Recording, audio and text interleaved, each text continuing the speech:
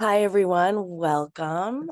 My name is Chloe Bellatori. For those of you who don't know me, I'm a relationship and communication expert. I'm a graduate of Princeton University and Pat Allen's One Institute.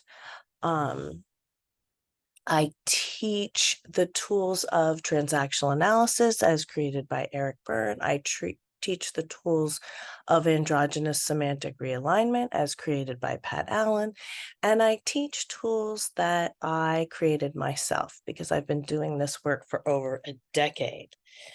I've also written 3 books on this work. The first is How to Live, Find Love, and Keep It. Which is just the basics of my story. And it's a really good way to reference some of the principles we're going to talk about tonight. And then my second book is called New Ways of Being, The Pain of Change. And that's all about once you start doing this work and you see change, because this work will change your life. So if you don't want to change your life, don't do it. But sometimes making changes, well, all the time making changes, even changes for the better, is painful. And the brain, that's the only way it is, because the brain rewires itself on pain. The brain doesn't rewire itself on pleasure. But it catches people by surprise because they're making changes for the better. And then they're finding out, oh, this is hard, this is painful, I want to stop. And then they stop making changes. That becomes a problem in itself. So I also help people navigating the pain of change and identifying if it's pain because a change needs to take place or pain because a change is already taking place. And then my third book is Secrets to a Good Marriage, What is Love? I have been married over 20 years, and I found this work when I was about at my 10-year mark. And I can honestly say that without this work, I would not still be married. I was lucky enough to be taught by Pat Allen, who also mentored me. And like I said, this work changed my life. I was drawn into it because I saw a very dramatic change in my friend, a neighbor, where she went from being really, really struggling for many, many years as a single mom and not making very much money as a massage therapist. And really, in the course of 3 years, completely turned her life around, married the guy of her dreams, started making a ton of money, launched a business. And it was such a dramatic transformation that it made me interested in this work, which I didn't really understand for a while, but something in it resonated with me. So if this is your first night, don't stress. Sometimes some of these ideas take a moment to digest. Then a lot of times when we do work together, I'll give you homework. And once you start doing the homework, these ideas will take root in a deeper way. And then ideally you come back and share it and we all get to learn. So that's kind of how this group works. Everything I teach is based on scientific and psychological principles that are already well established. What's unique about this work are the tools to execute on those principles. And those are the tools that I teach. Okay, what am I talking about? What is this work? When we talk about relationships, the most successful relationships are those that are balanced between masculine or yang energy and feminine or yin energy, right? This is the part of the duality of the universe that we live in. All of us are both yin and yang, feminine and masculine. Sometimes somebody will come at me with like, what do you mean there are no gender differences? There are gender differences. I'm not going to necessarily engage in that argument, but if you do want to know more about gender differences, I recommend this book, As Nature Made Him. It's a pretty intense book, but it really does a lot to explain some of the differences between feminine and masculine. And the example it uses is a set of twins. Okay. So The most balanced relationships are those that are balanced between feminine and masculine. What is feminine and masculine? A lot of misunderstanding of what these terms mean. And again, I'll be using these terms interchangeably with yin and yang, which are a little less charged. Sometimes people are unhappy with the attributes that are in the feminine group or are in the masculine group. I just want to say off the top, one isn't better than the other. Okay, all of us are both. So feminine, this is the right side of the brain. This is the yin energy, sensuality, sexuality, spirituality. This is receiving energy. It's the energy of feelings, of creativity. It's passive, patient, vulnerable energy, okay? Feminine energy or yin energy is in the world to make it fun, but it's not of the world, okay? And a good metaphor for feminine energy are flowers, which just exist and are beautiful. On the left side of the brain, we have masculine energy, linear thinking. This is the world of ideas. Most of us are in our masculine energy when we're at work. It's competitive, conquering, controlling. It's giving, taking care of, nurturing, helping, okay? So when we're at work, we're competing, we're showing our ideas. That's why it's sort of a masculine zone, okay? And a good masculine energy is very much of the world. A good metaphor for masculine energy is our bricks, right? Okay. So all of us have both of these energies within us. The most successful relationships are those that are balanced between these energies, including the relationship within yourself. And balance is one of those things that's really a hallmark of health. Okay. Balance is intrinsic to living here on this planet, right? When we have a chemical imbalance, that's what, you're told you have problems with your mental health. For example. So balance is really essential. When we have any kind of childhood trauma between the ages, particularly 0 to 12, where there are so many critical windows that we go through. If we have childhood trauma during that time, we are often thrown out of balance. And this is because when we're young and we're infants or even, small children, we need to rely on the people who run the refrigerator. We need to rely on the adults in our life. And so we often have to sacrifice some authenticity to form these attachments.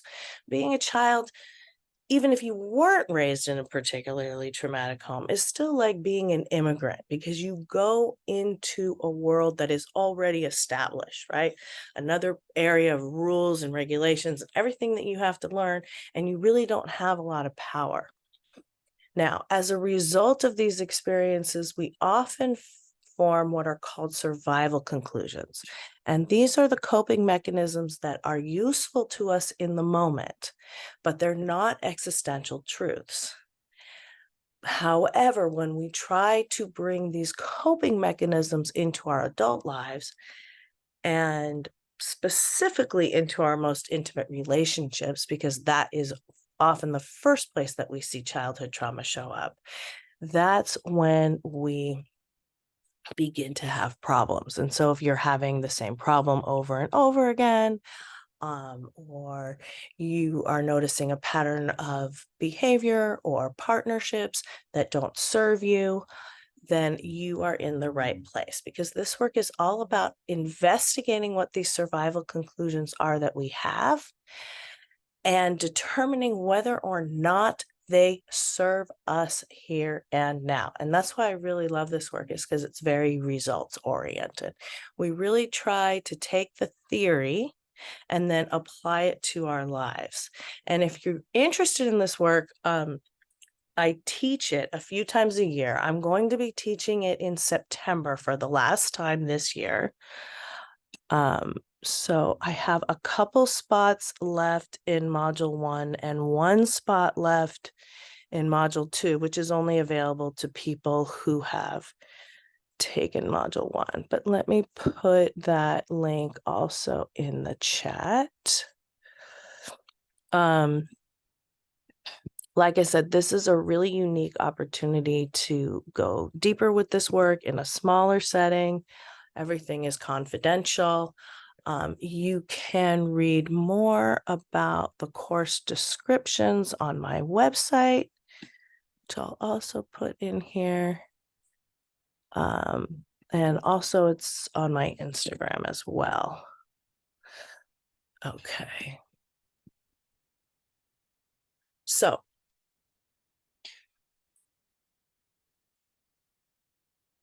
that's my basic spiel. I work with men, I work with women, I work with couples, I work with teenagers. I do a lot of private sessions in addition to these meetups and in addition to teaching this work. And when I really do this out of passion, because when I saw how this work could transform my life and the lives of others, and I saw that I was good at it, then I wanted to share it with the world. And I always say, you can hear me, and a lot of people come and they don't necessarily, and they listen for a long time, and that's fine. Then once you try it, it's always interesting to hear the feedback from that. Okay, so that's my little spiel. Now I'm going to take questions from you guys, and it can be really about anything. It can be dating, relationships are my specialty. But like I said, I also help people with the relationship they have with their self. I help people with work situations, communication, with family problems. Um, and so if you have a question, raise your hand, or you can put it into the chat and I will call on you. Lee. Hey, Chloe. Hi, Lee. How are you? I'm doing good. How you doing? I'm good, thank you. How can I help you? What's going Uh, on? Well, I wanted to tell you, I remember last week you mentioned that book by M. Scott Peck called People of the Lie Yes. and why groupthink tends to be so pernicious. We were discussing that Yes. and so I found the audiobook and I listened to the audiobook Nice.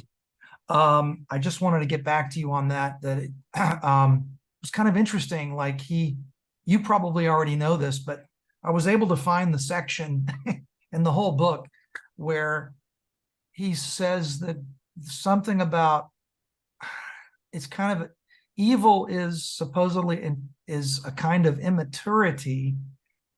He talks about evil, how Right, right. He there's approaches like, a definition of evil. Yeah.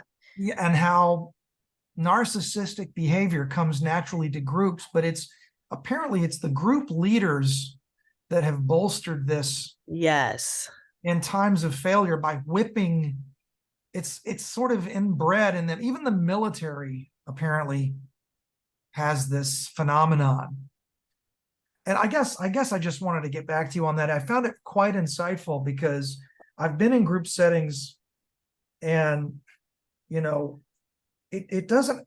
My karaoke group is pretty good about it, but there are other groups I'm involved in where it's been, like I told you a couple of weeks Mhm. ago, I actually went out on a date with a gal a couple of weeks ago in sort of a happy hour group, and there was some like weird, awkward social like backstabbing going on verbally, and it made me super uncomfortable. And that was what prompted the question. And so as I read this book, I was thinking back to that experience and how it's just a phenomenon in specialized groups. He says, I just want Mhm. Yeah. your And it doesn't always have to be the case, but if it's not the case, you usually find someone who's leading the group or in the leadership of the group who's really holding that spiritual energy of the group. yes, That I think you really have to have someone like that in any one of these groups, like healing groups. I think this also came up in the context of men's groups, because I've had a number of questions recently about clients and in here about people joining men's groups and having mixed experiences with that. It's tough because it's really hard to get mental health help, the kind that you need. A lot of just traditional therapy, is based around just you expressing your feelings and having them reflected back, and then they can give you a diagnosis and bill your insurance. And so it doesn't actually end up, I mean, that's nice and we all need to be reflected, but it doesn't actually end up changing your life, you know. Yes.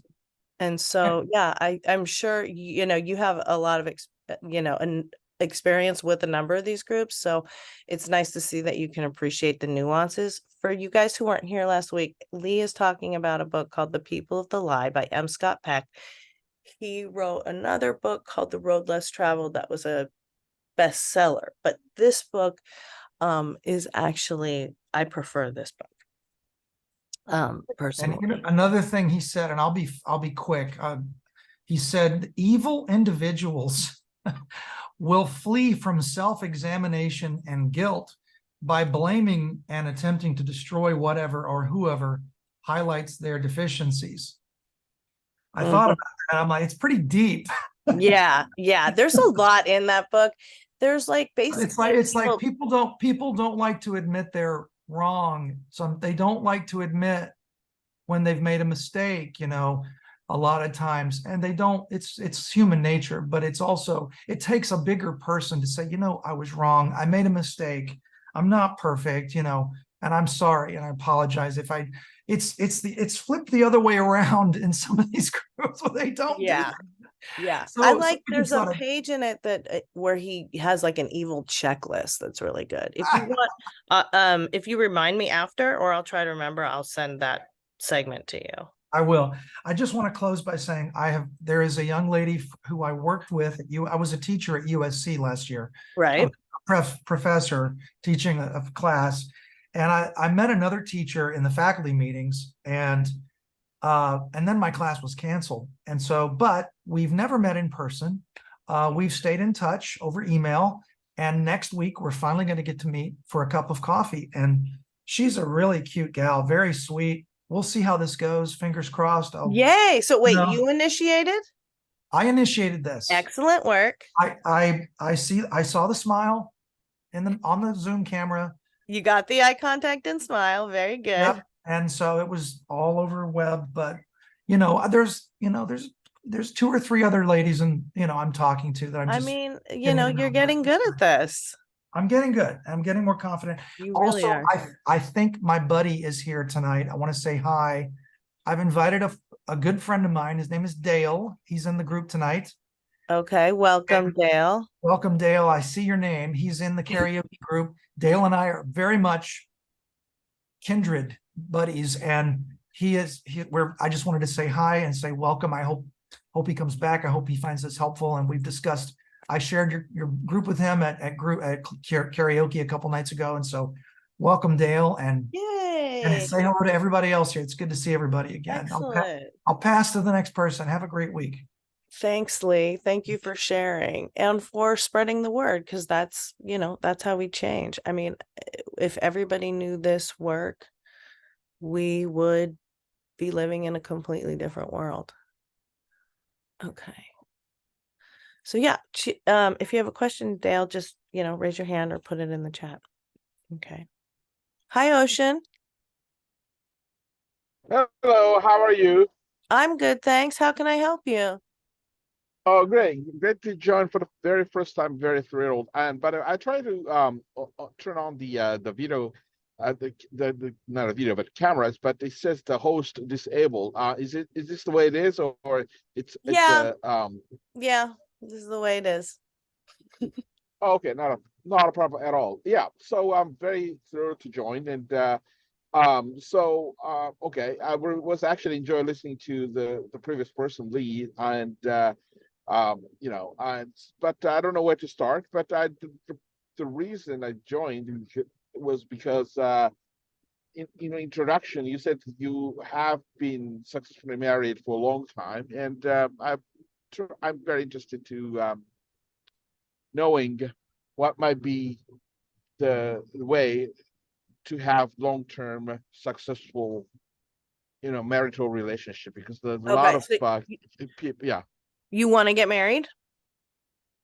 Well, if I met the right person, but I've seen so many bad examples around me, so it never, the idea of getting married never appealed to me. But I mean, some are very successfully married. So I'm a professional musician, and I always think it's so interesting that the previous person, Lee, was the professor at USC. Actually, I have a degree from USC and Los Angeles, so I feel like I'm a kindred souls. But anyways, other than that, I'm a professional musician, and that means I'm extremely interested in studying of field of psychology. At the same time, music is nothing other than the communication of the Okay. psyche. So yeah, so I thought I could learn So a are lot you from in a you. relationship now? Or are you wanting to be in No, a I'm not. relationship? I'm not in a relationship. I mean, I Okay. had a casual relationship here and there, but I want to know, certain wisdoms of what might be the clue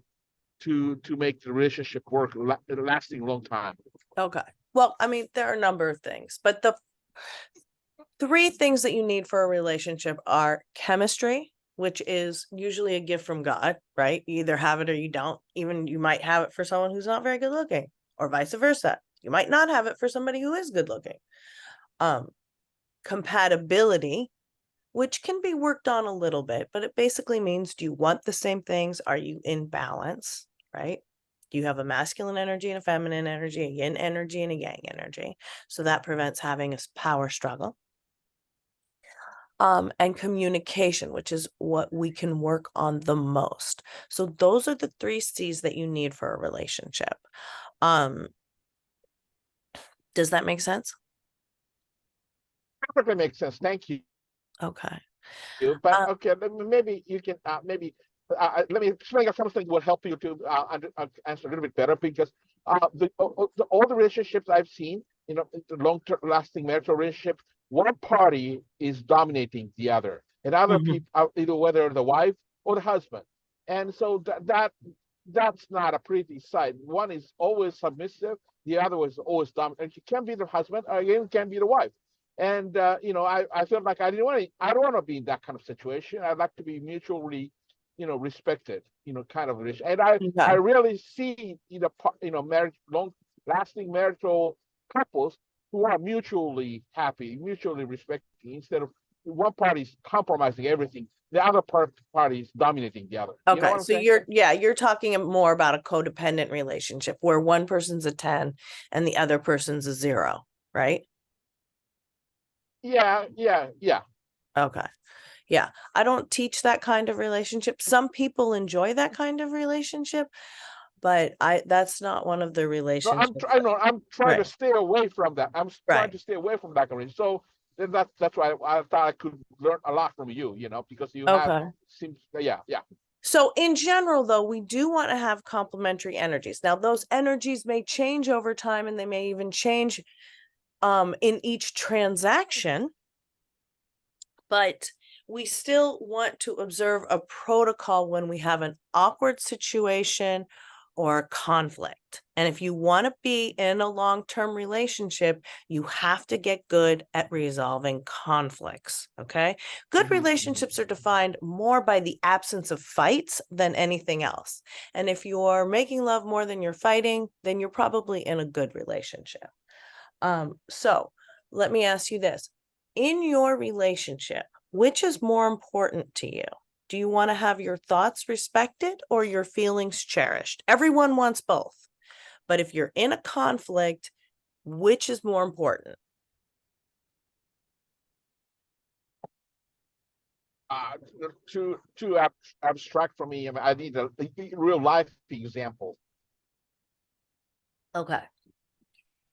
Do you want to lead with your feelings or do you want to lead with your thoughts?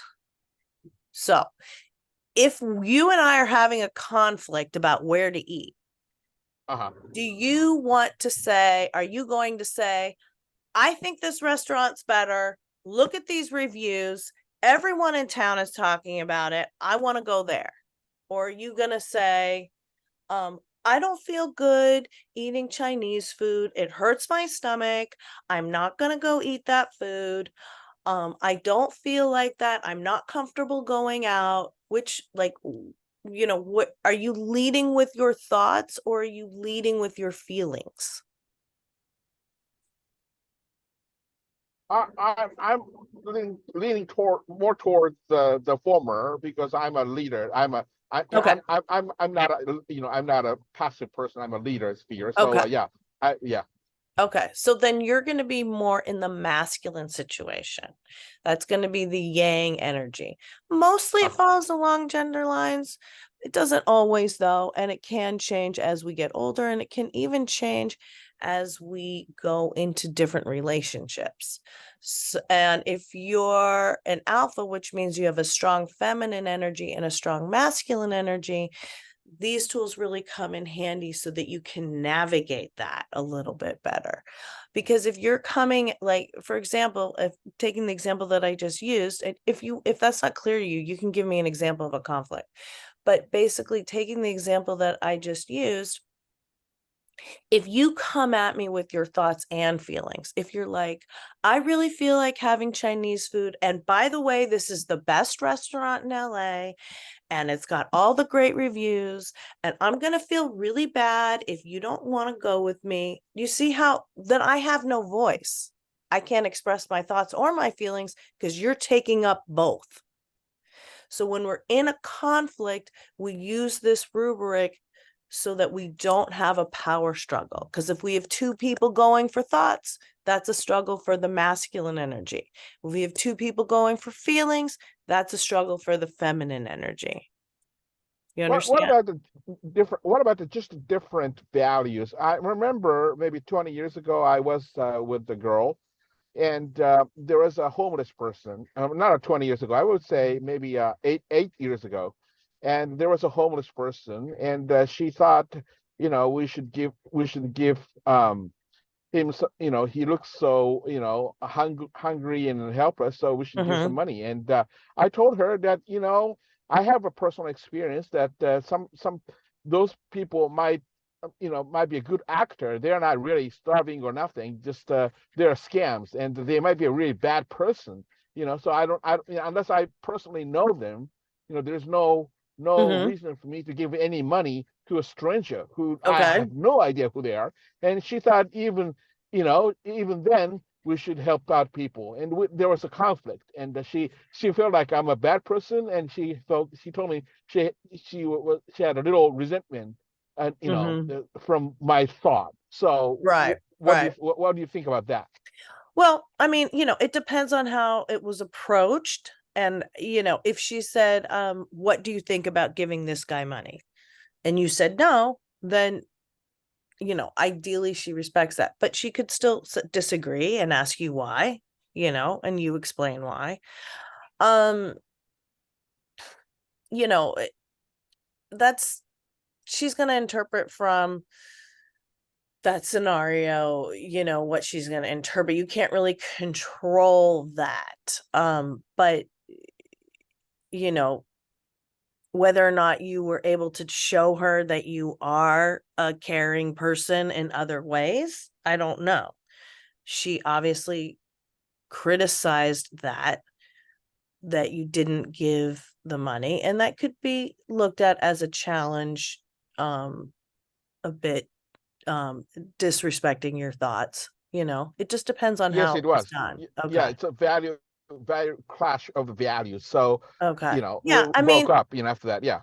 I don't know if it was a clash of values. There are some very kind, generous people who don't give money to homeless people. And there are, I've also seen, I've traveled around the world, and I've seen very unusual. My husband and I always joke about this.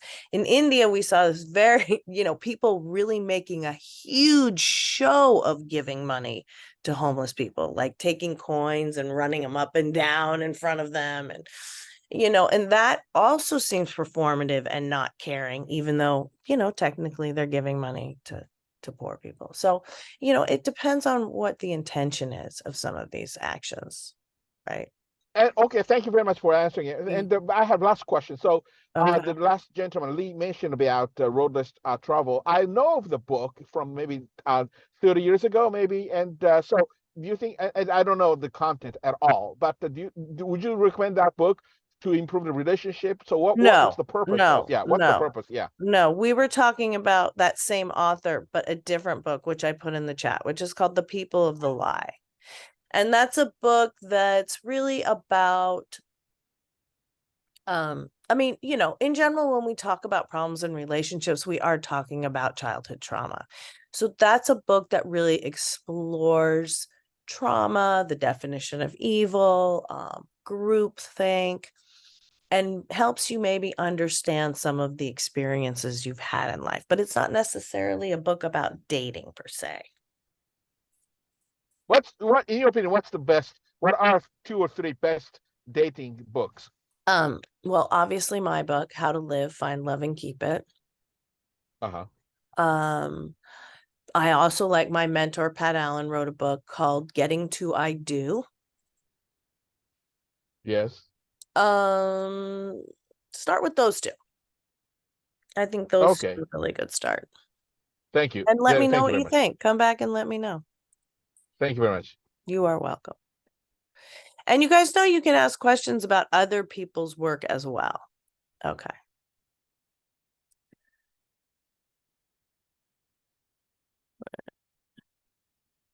Hi, Wendy.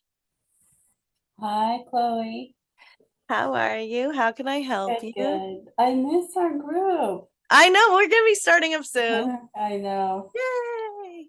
Yeah, I'll be glad to do that. I was doing really pretty well for like a month and or a little more, and then I found I was kind of sort of backsliding with, sort of negative thoughts, and sometimes I Mhm. can pull out of it, and other times, um, yeah, it's been more difficult. So yeah, I'm gonna look forward to that. Good. Yeah, it helps to have that just weekly check-in. And just having that extra support, because nobody does it alone, you know. But Yeah. also, I mean, development growth, it's not linear. So sometimes, there's some forward and backward steps too. Yeah. So yeah, actually, I just had a quick question. When I was hearing you talk about, attraction, you either have it or you don't. Mm-hmm. Um, I was thinking that, I've actually heard kind of the opposite, and I was wondering what you thought about. Like, I've heard that our chemistry and attraction and all that kind of, dynamite kind of energy, or that, snap crackle pop sort of, Mm-hmm. is actually that's kind of dysfunctional stuff and kind of a sign of our old wounds that aren't healed. Like, I mean, just, Oh, that's such a good point. Okay, I'm glad you brought this up. This is very important. Okay, so first of all, yes, chemistry is important. It's one of the 3 C's. For women, sometimes it can take a little bit of time to build. That's why I always recommend you give someone at least 3 dates, right?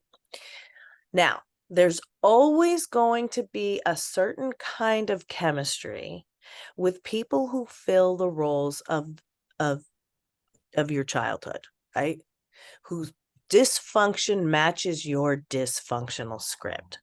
And these people will feel comfortable because they're familiar. But those relationships don't bring you joy. They only bring you that familiarity. And again, this is because of the repetition compulsion. We are naturally attracted to that which is familiar, and we can't break these patterns unless we bring a ton of awareness to them. And that's what we're doing here tonight. That's what this work is meant to do. And so that's the wonderful thing, is that we know that we can break these patterns. It just takes work and repetition, right? Freud was wrong about that. The brain can change. But there is a certain kind of crazy chemistry between you and the people that fit your script, which means, again, that they fulfill roles of people from your childhood, from your past. Okay. Now, when you stop choosing those people in your life and you start making more conscious decisions to choose people who are different or have different attributes and don't fit those scripts, it can be kind of jarring at first, and it can also feel a little bit boring. You're never going to have that craziness of those attractions when you break your scripts, because those are endemic to those childhood scripts. So a lot of times people will say, well, the greatest sex of your life is probably not with the person you're going to marry. Yeah, that's what I heard. And yeah, I mean, people have a hard time hearing that sometimes. But chemistry is important, but it's not necessary, it's one of three. It's not necessarily the most important. So, there's chemistry and there's chemistry. And so that's a really that's a really insightful nuance that you kind of picked up on there. And it's important, to understand that there may be people, and even as much work as you've done, you still could get blindsided by someone who really fits your script. And if you're not aware of your script, as you know, you're doomed to repeat it, even if you're trying to make a lot of conscious decisions not to repeat it. Yeah. So, it's just something you've got to make sure that that chemistry is also accompanied by the compatibility and the communication. And if it's not, and it's just chemistry, then that is not the recipe for a long-term relationship. Yeah, got it. Thanks. You are so welcome. It's a really good point. Okay. Sophie. Hi. Hi. How can I help you? So I was wondering if you could talk about social anxiety. Okay. Is there something specific about it, or you're having a problem with it, or? Well, I think in terms of meeting people, it creates a block. So So because what then exactly, tell me like be specific. What exactly is the problem? Where's the block happening? um just not uh i- if you're more comfortable like staying comfortable, it's staying in um situations that are more familiar and um not putting yourself out, or when you do, then you're just kind of not very open. Right. Okay. So, I mean, the short answer is it's incremental desensitization. And if you're looking to meet somebody, we talked about this before, you do need to put yourself out there, right? We had somebody else here. It's like, nobody's going to know that Chris in his garden wants to meet somebody, right? It's just like, you have to take actions. So if you want to meet something, there's just certain actions that you have to take. Now, I find it useful to set my alignment, which, have I talked to you about the alignment before? Not sure, I don't Okay. remember. So it's basically, you take a piece of paper, you split it in half. On one side, you're going to do your yang activities for the day. And that means everything that you have to do, right? You may not like going to the dentist, but you gotta go, right? You gotta get your teeth cleaned regularly, or your teeth are gonna fall out. So there's things that we have to do that we don't necessarily enjoy. Then on the other side of the page, you're gonna put all the things that you're gonna do that day that you enjoy. You do this the night before, so that when you wake up, you have a plan. And even if life happens, you at least have a little roadmap, so you're not overwhelmed in the morning. So on the right side, you put all the things you're going to do just for fun, just for the pure pleasure of doing them. Okay. And when you do this, you try to be as specific as you can with times, with time spans. So if what you want to do, for example, is to meet somebody, then, have I already talked to you about the 5 flirts? I don't So what I assign to people who are single are the 5 flirts. And that means you're going to be flirting 5 days a week. 4 of those days are going to be just while you're going about your daily stuff, grocery store, taking your dog for a walk, playing tennis, whatever it is that you do.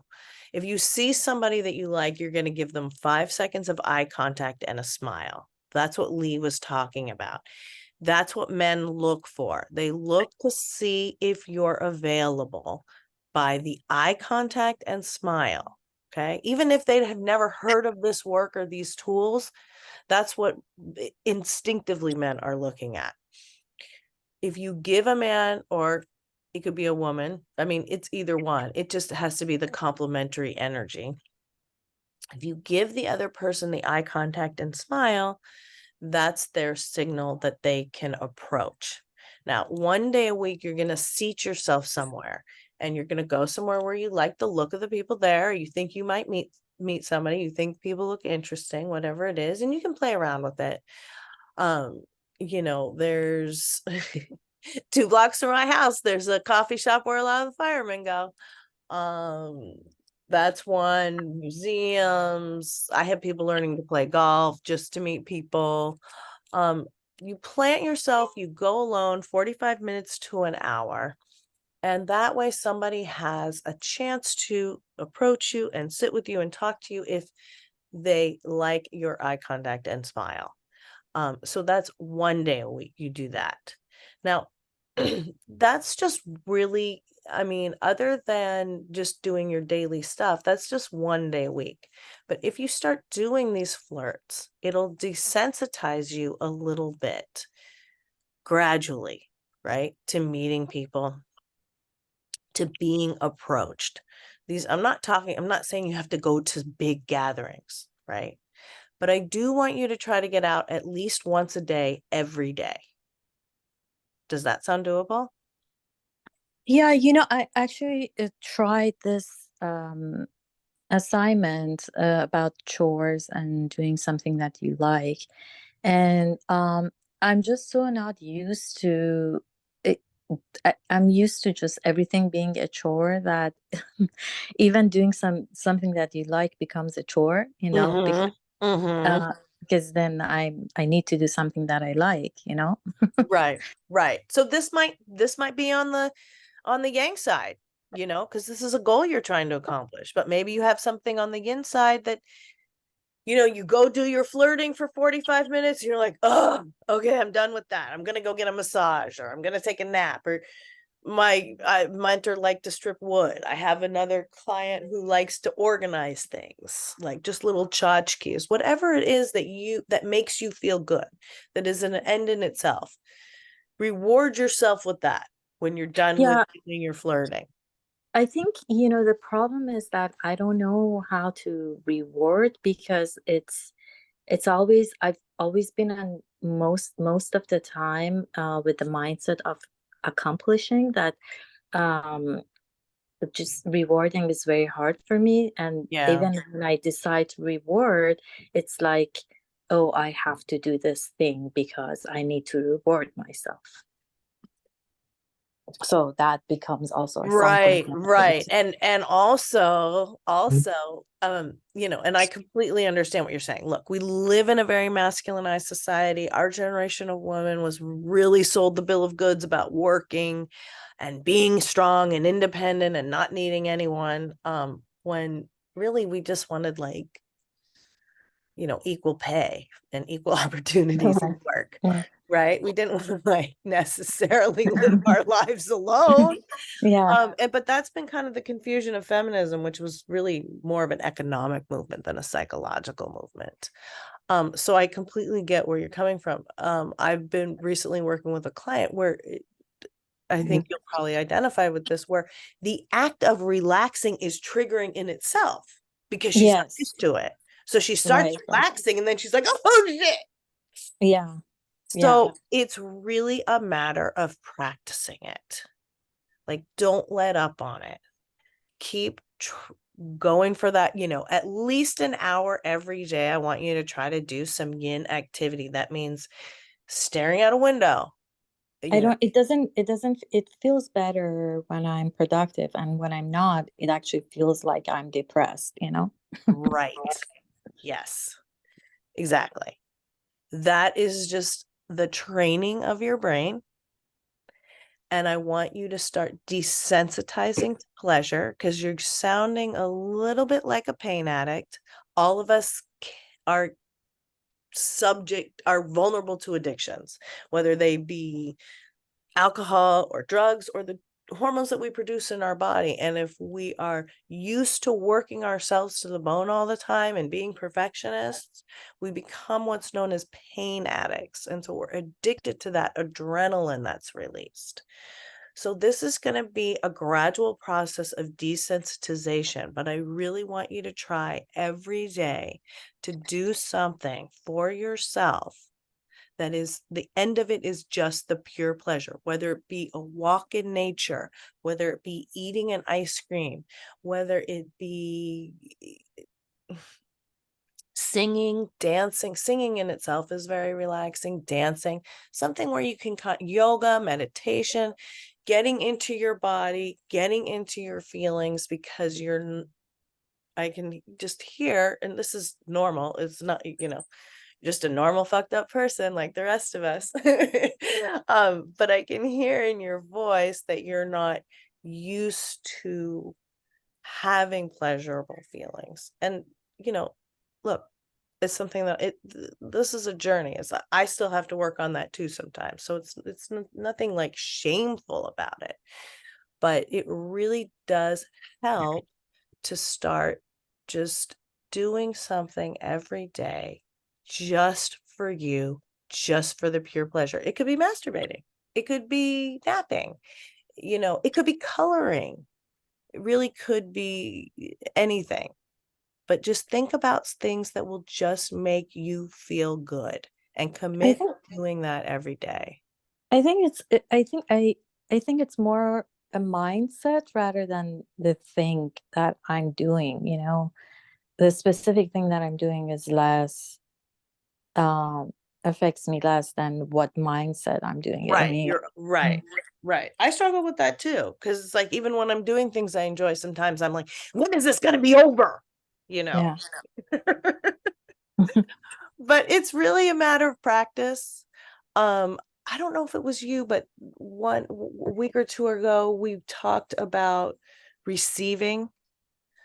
So if you can try to receive from people, so if somebody gives you the right of way, please take it. If somebody asks you how you're feeling, you don't have to ask them how they're feeling. Just receive it and respond. Say, thank you. Thank you for asking. If someone holds the door for you, if someone pulls out a chair for you, if someone asks if they can help carry your groceries, if someone gives you help, please receive it.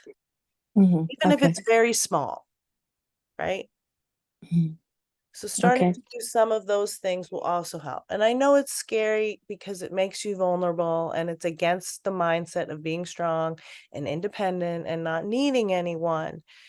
But this is going to help you open up your feminine side a little bit more and help you to enjoy life. And when you are doing one of your enjoyable activities and you're getting into that mode of like, when is this going to be over? Like I said, it's helpful to, take a breath and start to just tune into your senses. So, either notice like 5 things in your surroundings, or notice to yourself, how do I feel? What am I smelling? What am I hearing? So you can either go through your senses, you can just use the visual senses, but just both of those exercises will bring you back into your body a little bit more so that you can be more present in the moment.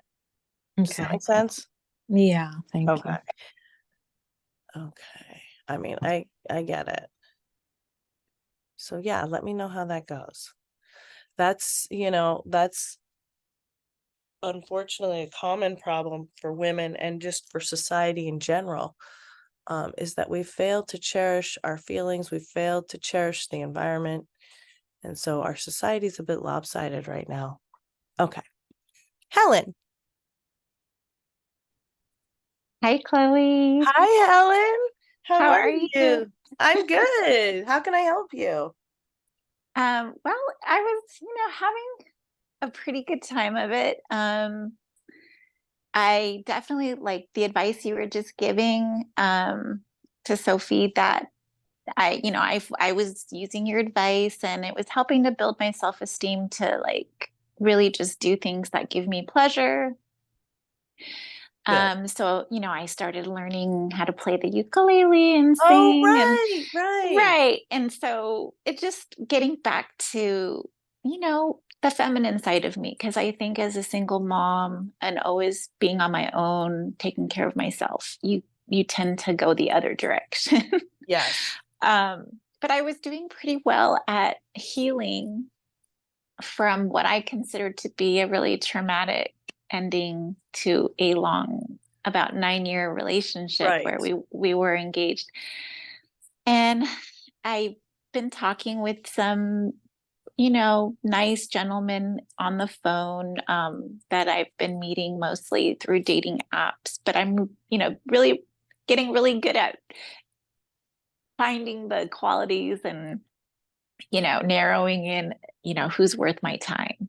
And, Good. but I do really relate to when you talk about being addicted to the repetition compulsion and Yeah. addicted to the pain. And I the resonating word that, keeps coming to mind when I'm talking to these guys is, boring, boring. And when you mentioned that, it struck a chord because I'm like, oh, okay, so that makes sense that because Yeah.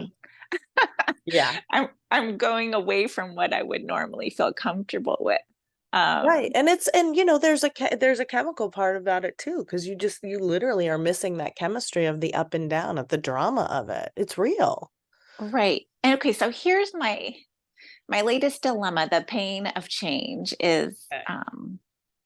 now that I have all this self-awareness and these better boundaries for myself, and I'm looking for people of integrity, I find that I've lost my sister because I guess I got off I wanted to get off the crazy train. Yes. So she's not there. She wants to stay on the drama Right. crazy You train. leveled up and she didn't. Right. And so I guess I'm sort of mourning that loss, but at the same time that happened, my ex-fiance found me at the gym because he knows my routine. I'm in the pool and he found me and just kind of gave me a mental grenade of so he said he dated some women at work and there was a betrayal in the end of our relationship. He dated these women at work and it made him realize that he's still in love with me and I'm the love of his life. And if he can't be with me, he'd rather just stay single. And it's really messed with my head because I still love him. So how do you feel about that? I just put myself on pause because he never really asked me what I wanted. He just kind of told me like, I think we should be friends and focus on being friends and starting really slow. But he didn't ask me what I wanted. And I just kind of put myself on pause because it's so easy to just slip back into that pattern with him. Yeah. But he's a very confused person about money and about women. And I feel like I have to protect myself at this point. Okay. So I'll say this. How long has it been since you guys broke up?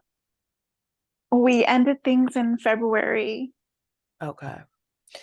So it's very, very, very obvious when someone is changing. And you guys who have been doing this work for a little while know what I'm talking about, because it's work. And you make changes and you look different and you seem different. I'm hearing from you. Well, tell me, what's your gut instinct? Do you think he's changed or not? No. And I Okay. asked him, have you done any work like for yourself and to better yourself? And because that's if somebody's not working on themselves, they're not going to be compatible with you because you are working on yourself. Right. And so he's saying he's open to that, but he's a lazy guy and he's not really, relationships take hard work. And that's why he doesn't want to just jump back in with me. Let's just start as friends. But I feel like he's just trying to suck me back in. And he is trying to suck you back in.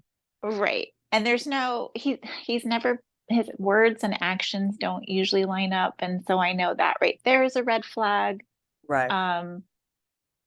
It hasn't been that long. I mean, look, it's really up to you. I never like to tell people, oh, this is hopeless, or don't see them. If there's a part of you that wants to explore it and wants to see what's happening, then do so. You have these tools now. You can negotiate a new deal.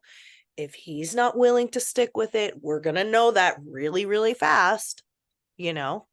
Right. I had a similar situation with a client. It wasn't with a romantic partner, but it was with her brother. And she had extricated herself from a very toxic situation with her family of origin. But she always kind of held a candle for her brother. And a couple years in, he agreed to go to therapy with her, and they had it out, and they made a bunch of agreements. And within the first month, he couldn't keep the agreements. They made an agreement to one person check in. Each of them had to check in with each other at least once a month. Because if you're not talking once a month, you're not even really in a relationship of any kind. I mean, that's down enough for a romantic relationship, but just even a platonic relationship. And first month came and went. He didn't do it. So it was Right. done. It was over. That's it. So Yeah. like, if you want to give him another chance, you can, but then you're going to have to just be really vigilant. That was a very painful experience, okay, that my client went through, but she's done now. She's no questions in her head now, So Yeah. you have to think about it for yourself. Is it worth it? I'm hearing from Well, you that you don't feel great about it. I feel really cautious and guarded because I know how much he hurt me in the end, and I'm very reticent to put myself back in that situation. But I guess if I have terms, I don't know how to really propose that. Because I don't. Right. I guess that would be a great way to see if this is even worth pursuing, is if I Yeah, a lot of people who are on the bubble in their relationships, they'll come to me, or like women who are in your situation, they'll make it a requirement, like, you have to see Chloe. And then we're gonna, Okay. and then I can help you guys negotiate something, either together or separately, whatever it is you decide. But that will also be like, if you are interested, that'll be a gauge. Because if he's like, no, then Right. And right? then what if he's just saying like, let's just start off really slow and just be friends? I don't really know No, what that's not that okay. means. That's not really realistic. For you guys to go into a friendship now after the past that you've had, and it was only in February, it's not really that realistic to move into a friendship right now. Right. And he was literally like stealing kisses on my neck. And I'm like, this doesn't feel like a friendship. Right. So he's already not being quite honest with his intentions right there. Right. Okay, so I could propose like my term of, okay, well, we have to talk with Chloe. yes. And And if he says no, then that will let me know how open he is to change and growing. Exactly. And even if he says yes, and we have a session or two, and he's not keeping his word, he'd still be done. Right. So you're going to learn something from this either way. So it's kind of a win-win, because either he's going to level up and be a better guy, and that'll be great, or you will step on his head and move up to a better guy through this process. You understand? Either by rejecting him or trying, or whatever it is you decide to do. Because this whole exercise, everything I'm telling you right now, this is you cherishing your feelings. This is you setting a price tag for your feelings, right? Like, look, if you're not going to care about me, you're not going to make me feel good. And when you approach, like, let's say you do decide to give him another shot, I want you to lead with your feelings. So it's going to be like, Well, I'll feel more comfortable if you are willing to see this woman, or if you are willing to go together with me, or if you are willing, whatever it is. Yes. And Um, I did acknowledge to him that, like, you know, there's things about me that needed work, and I've been putting the work in. So it's like I recognize my role as well. But it wasn't feeling that he was really interested in the work. So I guess I will propose the question and yeah, see if get if some he's willing. answers. Yeah, see if he's willing to put it, to take an action, to put money where his mouth is, basically. And Yes. sometimes people get this work and they change, and it's like really eye-opening for them. And sometimes Yes. they don't, and honestly, people surprise me all the time. So, I'm we just have to see if he's open. exactly. Okay, that's the plan. Okay, sounds good. Thank you. You're welcome. Okay, I'm going to try to answer this question quickly. Dale, can you talk about the 5 flirts from the men's POV? Yes. Okay. So you heard them from the women's POV. If you're the man, you're still going to be doing the same thing, the eye contact and the smile 5 days a week, 1 seated, the other 4 on the hoof. That means, in motion. And the only difference really is he who speaks first is masculine. So if you want to be in the masculine role, then after you get that 5 seconds of eye contact and smile, and you give it out too, obviously.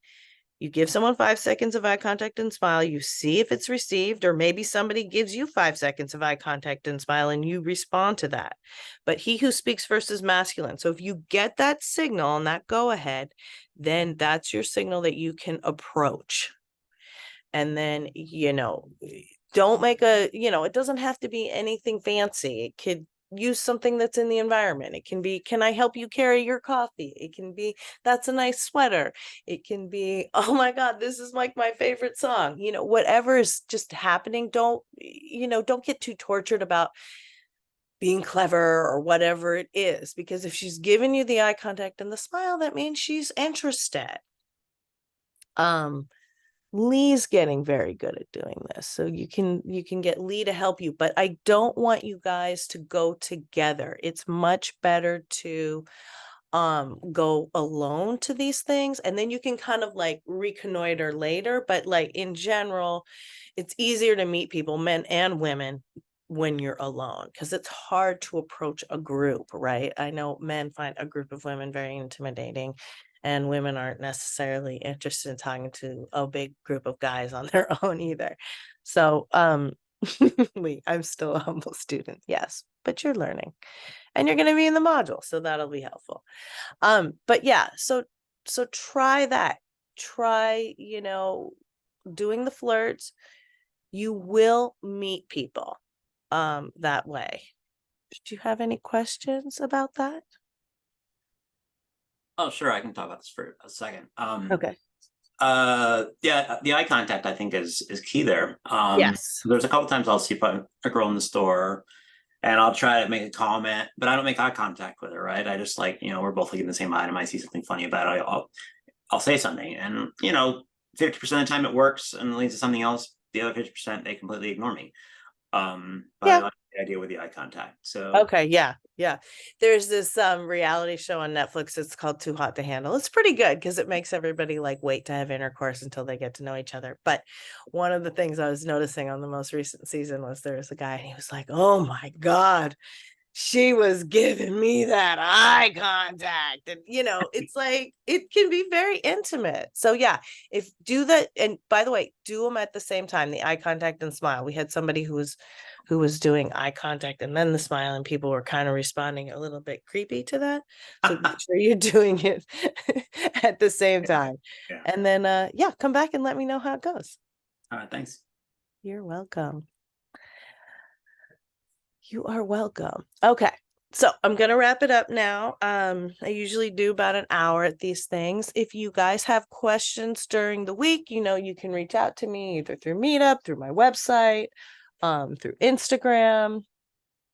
All this stuff is there. And again, if you are really interested in this work, do sign up for the module. It's going to be the last one I'm teaching this year. It's really economical, but it's also really efficient, like way to learn this work, kind of hit the ground running and, understand the theory and apply it to your life. So all that information is on my site or also probably in my bio. But if you have trouble finding it, you can message me. If you have a quick question during the week, I'm usually good for an answer. But if it's more than that, we can set up a session. So yeah, I look forward to hearing from you. If not before next week, then I'll see you guys next week. Bye.